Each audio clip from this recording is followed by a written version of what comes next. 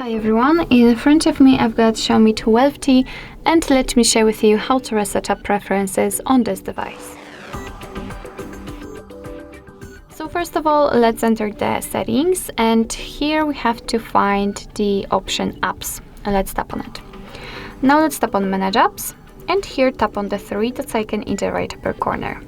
Now let's tap on reset up preferences, as it is the option we're looking for, and as you can see here, our device will inform us that it will reset all preferences for disabled apps, disabled app notifications, default apps, background data restrictions for apps.